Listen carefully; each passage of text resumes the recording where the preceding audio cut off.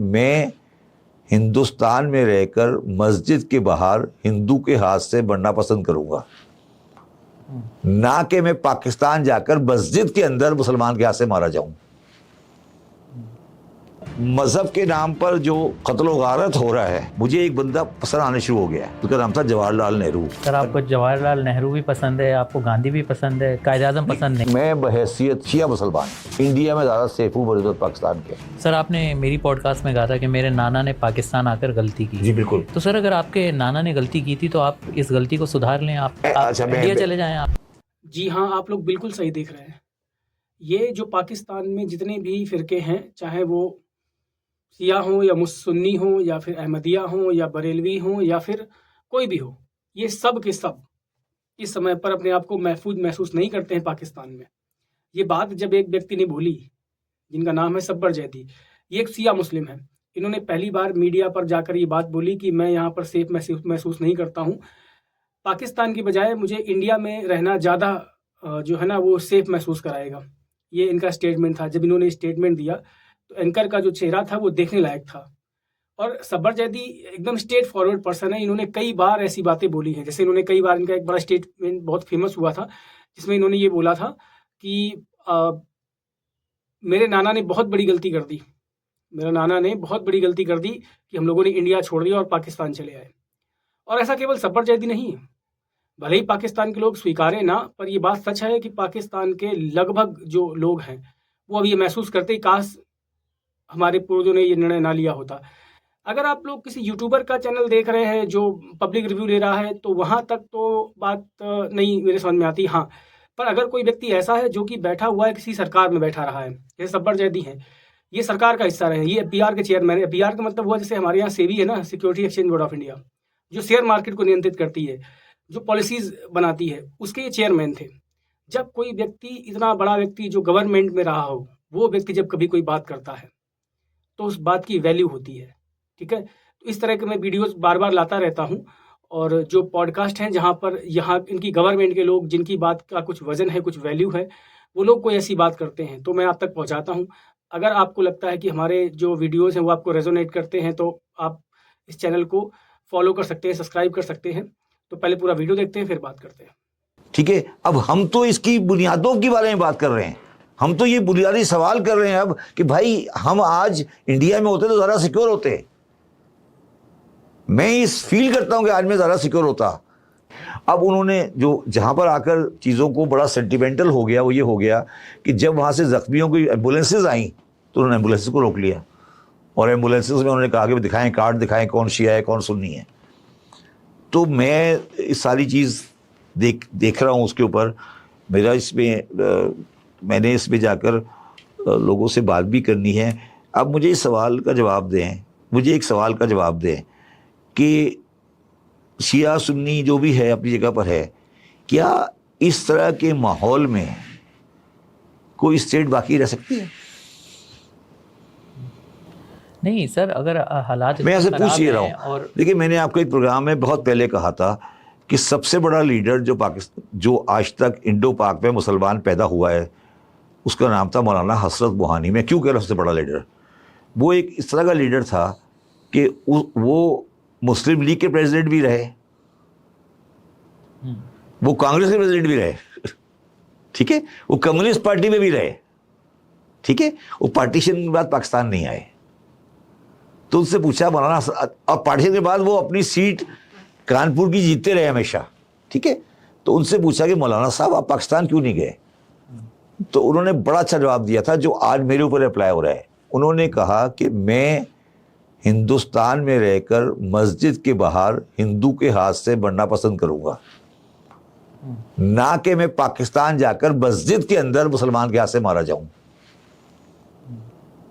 پاکستان میں کم از کم آپ کو 2000 شیعہ بتا سکتا ہوں جو مسجد کے اندر مارے گئے ہیں، اور کوئی 2000 سنی بتا سکتا ہوں جو مسجد کے اندر مارے گئے ہیں۔ تو یہ ملک تو وہ ہے جس نے مسلمانوں کو مسجدوں کے اندر مار دیا ہے، ٹھیک ہے۔ اب ہم تو اس کی بنیادوں کے بارے میں بات کر رہے ہیں، ہم تو یہ بنیادی سوال کر رہے ہیں اب کہ بھائی ہم آج انڈیا میں ہوتے تو زیادہ سیکیور ہوتے۔ میں اس فیل کرتا ہوں کہ آج میں زیادہ سیکیور ہوتا سر آپ نے میری پوڈ کاسٹ میں کہا تھا کہ میرے نانا نے پاکستان آ کر غلطی کی. جی بالکل. ابھی بھی آپ نے یہی اسی طرح کی کوئی ایک بات کی ہے. تو سر اگر آپ کے نانا نے غلطی کی تھی تو آپ اس غلطی کو سدھار لیں. آپ انڈیا چلے جائیں. آپ ویزا بھی مل جائے گا. میں آج بھی یہ کہتا ہوں کہ میں بحیثیت شیعہ مسلمان آج انڈیا میں زیادہ سیف ہوں بنسبت پاکستان کے. میں یہی تو کہہ رہا ہوں سر آپ چلے کیوں نہیں جاتے؟ اچھا میں اس لیے نہیں چلا جاتا کہ میں پہلی بات آپ کے کہنے پہ کیوں جاؤں. نہیں سر نہیں میری بات سنیں. میں آپ کے کہنے پہ نہیں جاؤں گا. نہیں سن لو میری بات. میں آپ کے کہنے پہ نہیں جاؤں گا, نہ میں جماعت اسلامی کے نکالنے پر یا طالبان کے پریشر میں نہیں جاؤں گا. اگر طالبان مجھے پریشر کر کے نکالنا چاہے گی میں کبھی نہیں جاؤں گا. ٹھیک ہے, سمجھنے کی کوشش کرو.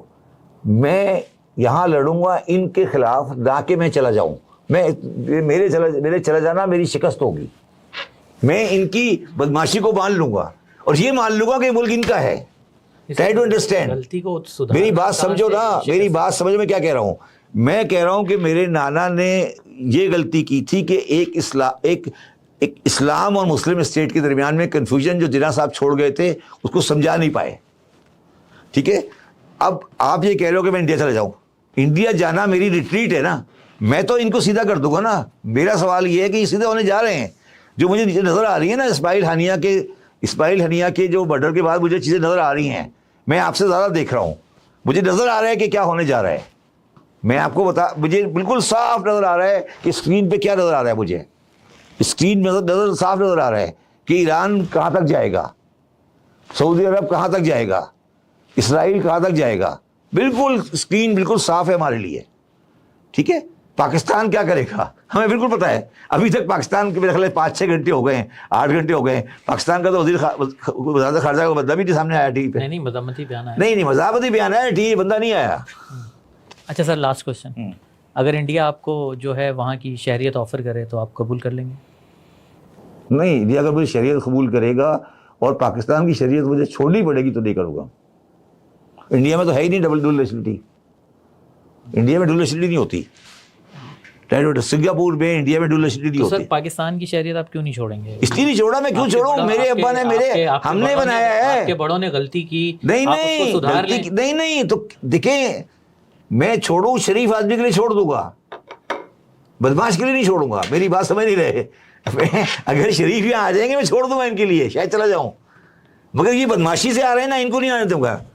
Try to understand two different things. نہیں اس وقت جب آپ کی میری بات ہو رہی تھی اس وقت تو آپ حالات سے کافی ڈسارٹ تھے. نہیں میں تو آج بھی حالات سے ڈسارٹ ہوں. نہیں میں بھی آج بھی حالات سے ڈسارٹ ہوں.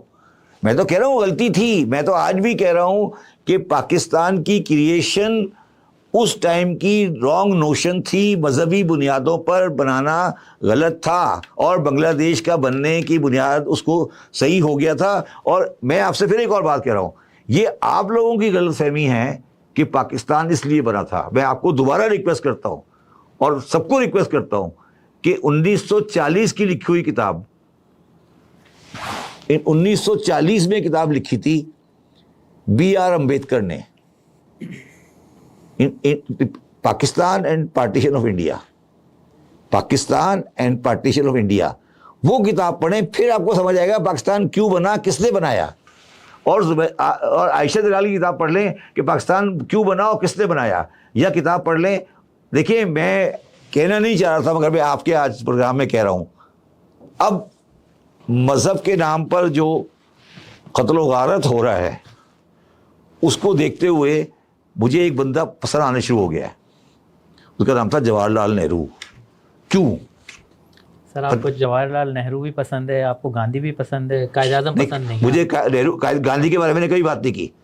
گاندھی کے بارے میں کوئی بات نہیں کی. جواہر لال نہرو مجھے کیوں پسند آیا پتہ ہے آپ کو؟ اس کا بیان ہے, آپ کو پتہ ہے, اور بیان نہیں کردار ہے.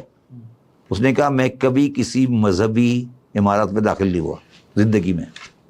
آپ کو پتہ ہی ہے, کتنے لوگوں کو یہ بات پتہ ہے؟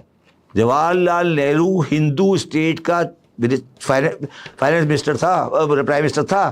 24 سال پرائم منسٹر تھا. اس کا یہ ریکارڈڈ بیان ہے اپنی بایوگرافی میں کبھی کسی مذہبی عمارت کے اندر داخل نہیں ہوا.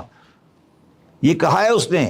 وہ مجھے جب میں مذہب کے نام پہ انسانوں کا خون بڑھتا دیکھتا ہوں تو مجھے نظر یہ یاد آتا ہے. میں پتہ نہیں آپ اس کو چلائیں گے یا نہیں چلائیں گے, میں اس سارے پروگرام کو ایک شعر پہ ختم کرتا ہوں. میں جنرلی شعر نہیں پڑھتا, مگر میں آپ کے پاس شعر پڑھ دیتا ہوں آج, ٹھیک ہے. وہ شعر ہے, لاش شبیر پہ کھڑا سوچ رہا تھا اسلام,